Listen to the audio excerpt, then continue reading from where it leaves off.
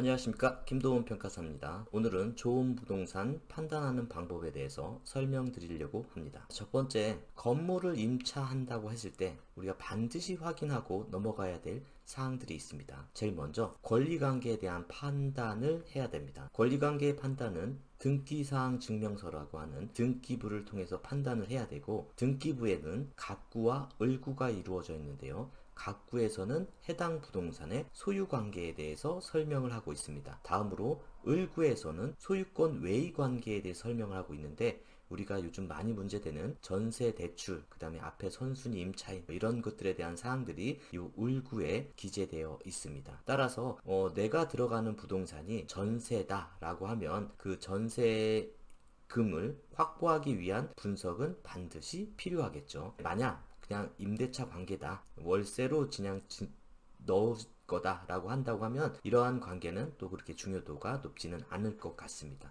다음으로는 물적 관계에 대한 판단입니다. 건물을 들어갔을 때 우리는 편안하게 사용하고 싶은데 해당 건물이 위반 건축물이다 라고 하면 원상회복 명령 같은 것들이 떨어질 수가 있습니다. 물론 소유자한테는 이행강제금 같은 것들이 부과되어서 임차인한테는 피해가 가지 않을 수도 있지만, 원상회복 명령 같은 것이 떨어져서 해당 부동산을 철거하거나 없애게 된다고 하면은 임차관계에서 대단히 복잡한 상황들이 벌어질 수 있습니다. 따라서 해당 건물이 위반 건물이냐 아니냐는 건축물 대장을 통해서 확인을 해야 되고요. 그 다음에 건축물 현황도, 즉 도면이라는 것을 발급받아서 임차하고자 하는 부분의 위치나 면적들을 확인해야 됩니다. 마지막으로 현장에 가서 무엇을 확인해야 될지 잘 모르시는 분들이 많이 있습니다. 전기 계량기 같은 경우는요, 건축 인허가 할 때 개별 호수들이 정해진 거에 따라서 계량기가 발급이 됩니다.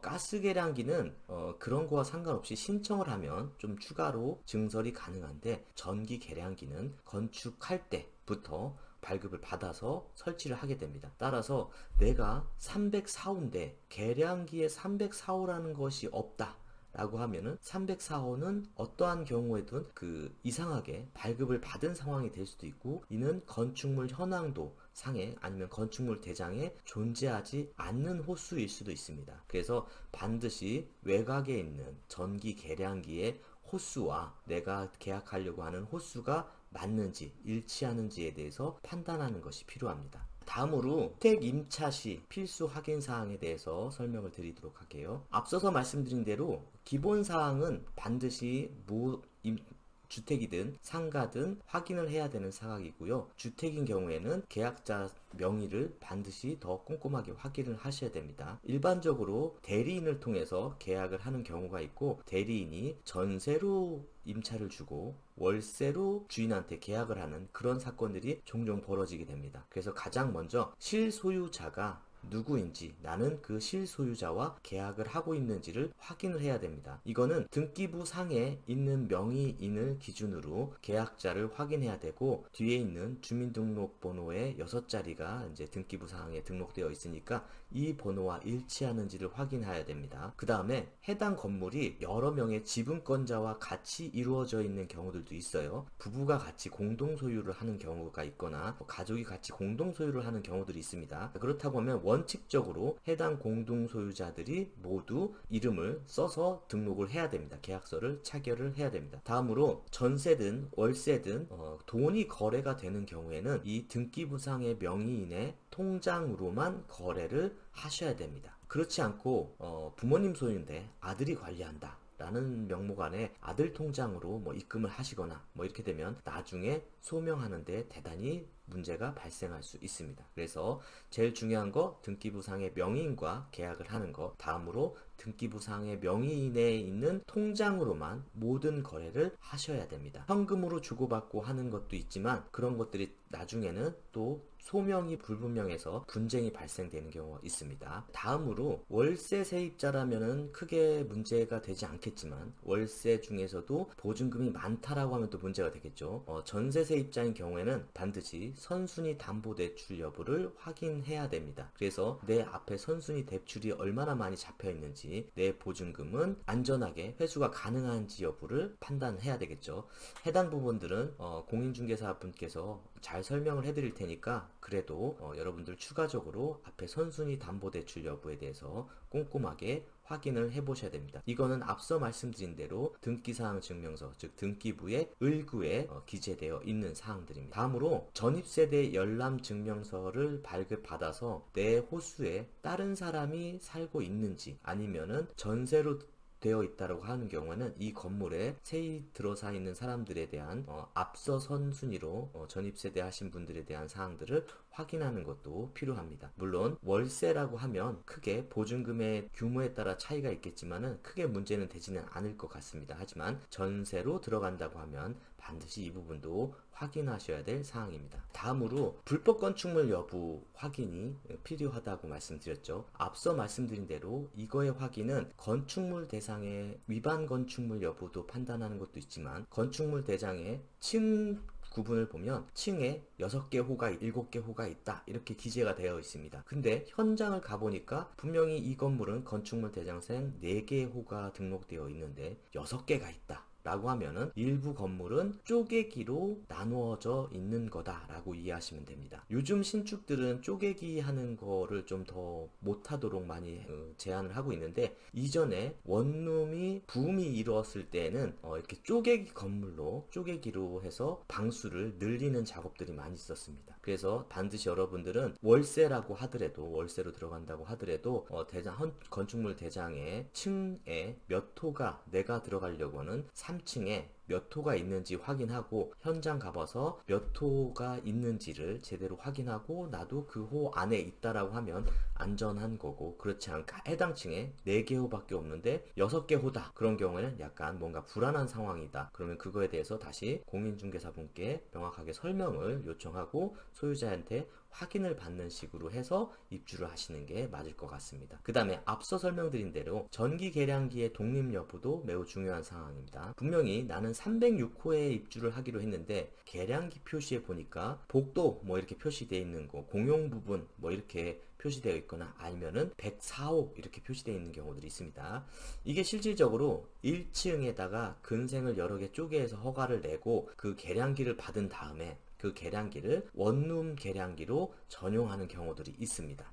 그래서 그 계량기에 있는 호수와 내가 실제 들어가려고 하는 호수가 일치하는지 아니면 나중에 한전을 통해서라도 계량기 호수 위치가 맞는지를 판단을 해 보셔야 됩니다. 즉 306호면 306호 계량기가 있어야 되는 것이 맞는 겁니다. 그 다음에 건축 현황도 즉 도면을 발급받아서 내가 들어가려는 306호의 위치와 건축 현황도 도면상에 있는 위치가 맞는지를 판단을 해 보셔야 됩니다. 이렇게 법률적, 물적 판단을 하고 나서는 최근 이슈가 되는 것은 성범죄자들이 내 집 인근에, 내 집 건물에 사는지에 대해서 이슈가 많이 됩니다. 물론 예전에도 이슈가 됐지만 요즘에는 사회가 많이 또 더 험악해졌기 때문에 그래서 반드시 여러분들이 들어가시려고 하는 건물에 성범죄자가 있는지 성범죄자 알림이 사이트를 통해서 해당 건물에 그러한 유사한 사람들이 아니면 인근에 그런 사람들이 있는지 한번 검색을 해보시는 것도 추가로 필요하다고 생각합니다. 다음으로 상가 건물 임대 시 필수 확인 사항에 대해서 설명드리도록 하겠습니다. 상가 건물은 주거 건물과 다르게 해당 목적을 가지고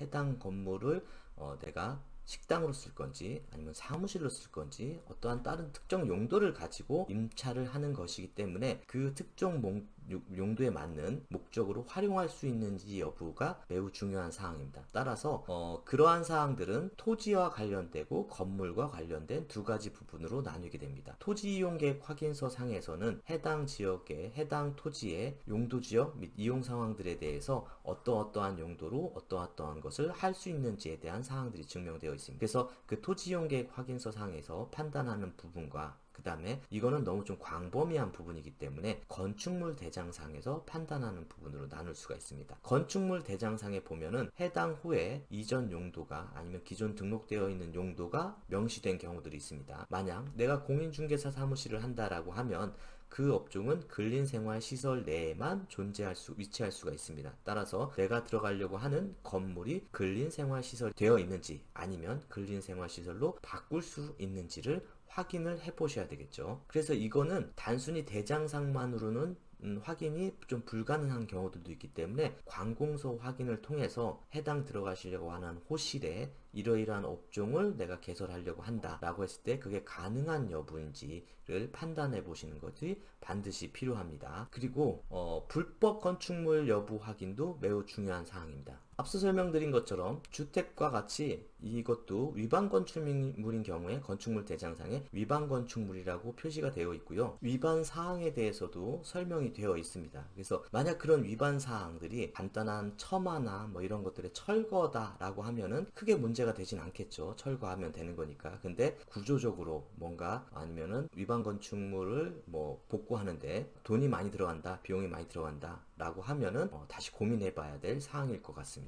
다음으로 건축물 현황도에서 위치랑 면적 판단이 매우 중요합니다. 1층 건물인 경우 주차장으로 허가를 받아놓고 그쪽을 터서 상가로 쓰고 상가로 임대하는 경우들이 있습니다. 이런 경우에 사용한 외부에서 봤을 때는 당연히 그냥 상가로 보이게 됩니다. 하지만 만약에 원상회복 명령이 떨어진다고 하면은 그 부분은 다시 철거를 해야 됩니다. 그런 경우에는 이 철거 비용, 원상회복 비용, 그 다음에 계약 내용과 바뀐 부분에 대한 내용에 대해서 또 여러 가지 분쟁이 발생하는 경우들이 왕왕 있습니다. 따라서 건축물 현황도상에 적법하게 허가받은 부분에 내가 임차를 하고 있는지, 지금 있는 부분이 현황을 봐서는 상가로 쓰이고 있는데 현황도나 건축물 대장으로 봐서는 또 주차장이나 아니면 다른 용도, 주택이나 뭐 이런 거로 사용되고 있었던 건지 기재되어 있는지를 반드시 확인하셔야 됩니다. 오늘은 좋은 부동산, 임차 건물을 어떻게 판단할지에 대해서 간략하게 설명드렸습니다. 감사합니다.